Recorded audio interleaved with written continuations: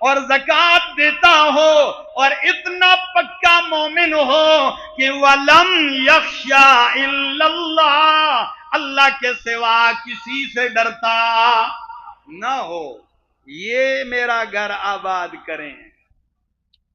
ان کو شان، ان کی شان ہے کہ یہ میرا گھر آباد کریں، ان کے لائق ہے یہ آباد کریں۔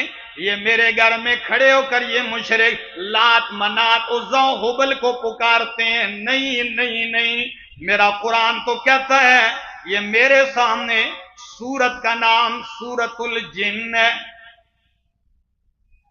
کیا نام ہے؟ آپ حضرات تقریباً سورہ جن بہت سارے لوگوں کو یاد بھی ہوتی ہے۔ یہ سورت الجن کی آیت نمبر 18 پڑھنے لگا ہوں۔ فرمایا وَأَنَّ الْمَسَاجِدَ لِلَّهِ وَأَنَّ الْمَسَاجِدَ لِلَّهِ، اور یقیناً بے شک مسجدیں خالص کس کے لیے ہیں؟ حضور سے بولو، کس کے لیے؟ اللہ ہی کے لیے۔ تو فَلَا تَدْعُوا مَعَ اللَّهِ أَحَدًا، جب مسجدیں اللہ ہی کے لیے ہیں تو اللہ کے ساتھ کسی اور کو مت پکارو۔ تم لات منات عزا و حبل کو پکارتے ہو، اور مجھے تو ایسے بندہ چاہیے کہ جو کس کو پکارتا ہو۔ تو فرمائے مسجدیں اللہ کے لیے ہیں۔ اب آپ کو عجیب تحقیق بتاؤں، مفسرین فرماتے ہیں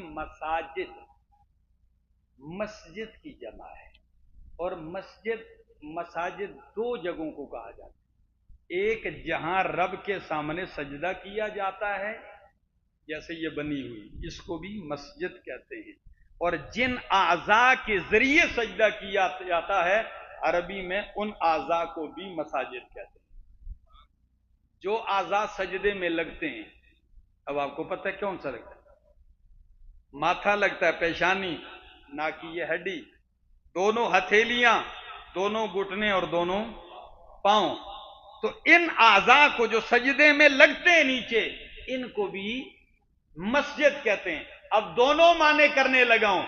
فرمایا یہ جو مسجدیں تعمیر کی جاتی ہیں یہ اللہ ہی کے لیے ہیں، تو پکارو اللہ ہی کو۔ دوسرا معنی کہ یہ سجدے والے جو جوڑ ہیں یہ اللہ ہی نے دیے ہیں، تو جھکنے بھی کس کے سامنے چاہیے؟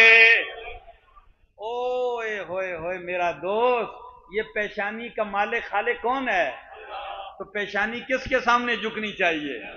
اللہ اکبر، یہی وجہ ہے۔ اور آپ کو عجیب بات بتاؤں، آپ کے وجود میں سب سے بلند و بالا جگہ پیشانی ہے۔ وجود میں اونچی اور بلندی پر کیا ہے؟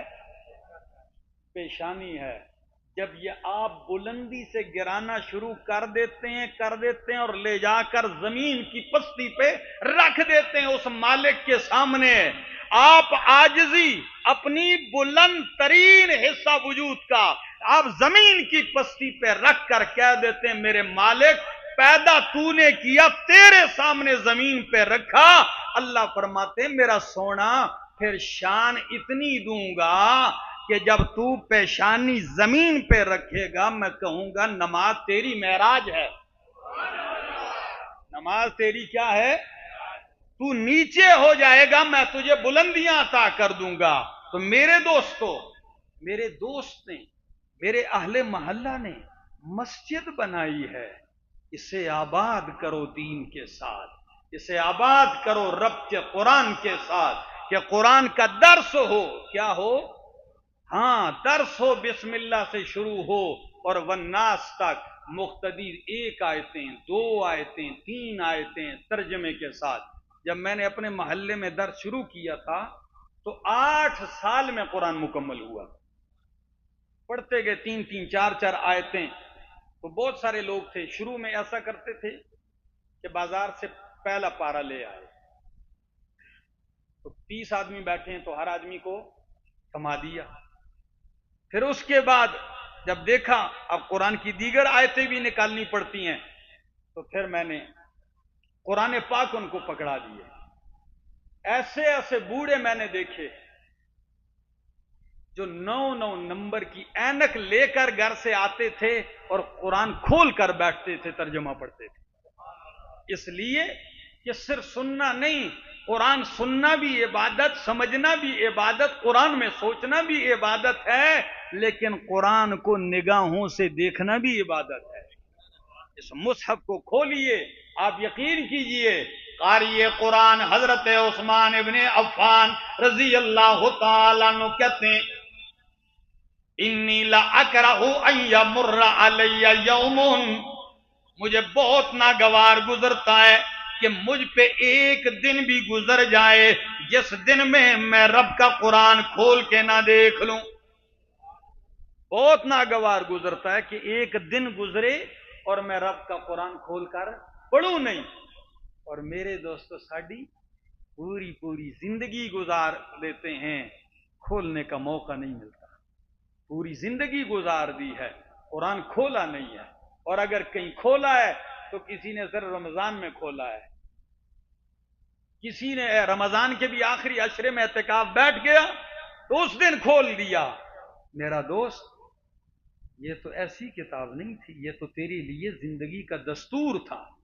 और हजरत उस्मान इब्ने अफ़्फ़ान का कौल है, कहते हैं, लौ तहुरत कुलूबुकुम मा शबअतुम मिन कलाम रब्बिकुम, लौ तहुरत कुलूबुकुम मा शबअतुम मिन कलाम रब्बिकुम, अगर तुम्हारे दिल पाकीज़ा होते तो तुम रब के कलाम से कभी सैर ना होते। कदे दिल रजे या ना, जितना पढ़ते जाओ उतनी तलब और बढ़ती जाती, जितनी उम्र गुजरती आपकी तलब गुजरती जाती। दुनिया की कोई किताब 3-4 मरतबा पढ़ो, आप कहोगे बस पढ़ ली है। एक मेरे रब का कुरान है कि जितनी जिंदगी नूह अलैहिस्सलाम की भी उम्र मिल जाए, न इसके उलूम खत्म होने में आए और न ही आपकी प्यास बुझने को आएगी।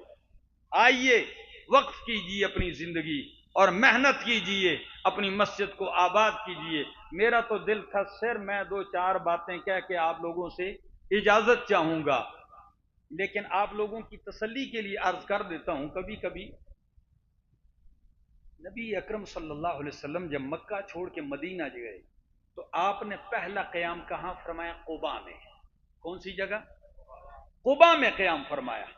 अब जब कुबा में आपने 4 दिन 8 दिन, बाद मुहद्दिसीन ने 14 दिन तक लिखे, कुछ नहीं ज्यादा, आपने पहला काम जो वहां किया तो आपने वहां मस्जिद कुबा की बुनियाद रखी। और जिस दिन मस्जिद कुबा की बुनियाद रखी जा रही थी, क्वार्टर 400 वालों, पता है क्या मंजर था? सहाबा किराम तो लगे हुए हैं, पत्थर ला रहे हैं, इमाम कायनात बनफ्स नफीस खुद बड़े बड़े पत्थर उठा उठा के ला रहे हैं, बड़े बड़े पत्थर उठा के ला रहे हैं। और सीरत हलबिया ने तो यहां तक लिखा है कि कभी तो आप इतना वजनी पत्थर उठा के ले आते कि वजूद खम हो जाता और उसकी गर्द मट्टी आपके कपड़ों पे पड़ती, और अगर कोई जानिसार दौड़ता हुआ आता आपके हाथ से पत्थर लेने की कोशिश करता, आप मोहब्बत से सर हिला के कहते नहीं ये मैं खुद लेके जाऊंगा। आप सर के इशारे से कहते आप वो वाला उठा के ले आए, आप वो वाला पत्थर उठा के ले आए।